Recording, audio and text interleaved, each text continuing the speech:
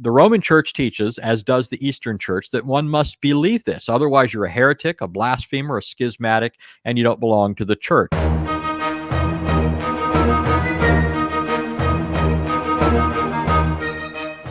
If that were the case, we would expect this to be something taught in Scripture, especially when Paul tells us that everything we need to know for life and godliness is found in Scripture. Even some Roman Catholics, in spite of believing in something additional to Scripture, namely tradition and the magisterium, many Roman Catholics will say that Scripture is materially sufficient, but not formally sufficient.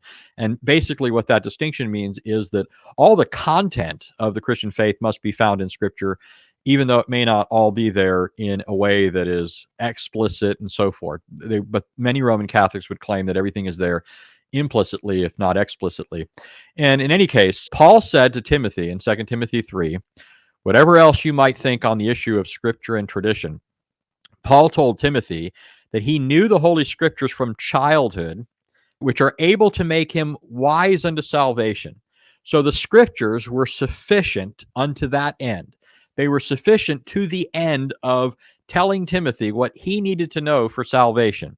That being the case, we would expect the doctrine of the perpetual virginity of Mary to be found in Scripture. Otherwise, Scripture is not sufficient to that end. What Paul said to Timothy was not true. The New Testament shows no evidence of trying to propound this doctrine as a necessary article of the Christian faith, requisite to salvation. Not only because it doesn't teach this explicitly, but because the language that it uses when it talks about Mary, the brothers and sisters of the Lord, and so forth, usually in conjunction, right? So you're looking not only at a text that talks about brothers, so that you're perhaps wondering, is what kind of brothers are we talking about here? Clearly, it's familial. It talks about Mary, and then his mother, his brothers, his sisters in his hometown. It talks about them coming for him, all these sorts of things.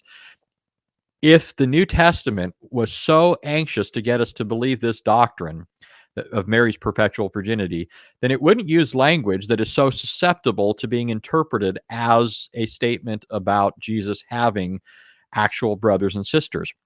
Somebody can claim all they want that these statements could be interpreted in such a way as to allow for the perpetual virginity of Mary, that is, allow for the idea that they're cousins, as Jerome taught, or that they were actually children of Joseph from a prior marriage, as Epiphanius taught. These are later Christians. It's one thing to say that they allow for that sort of thing, but they also allow for, to say the very least, the fact that they use language that is so conducive to being understood as a statement that Jesus had biological brothers and sisters, Mary had children, itself leads us to the necessary conclusion that Rome's claim that this is a dogma necessary for salvation, and the East claim to this effect, is simply not true.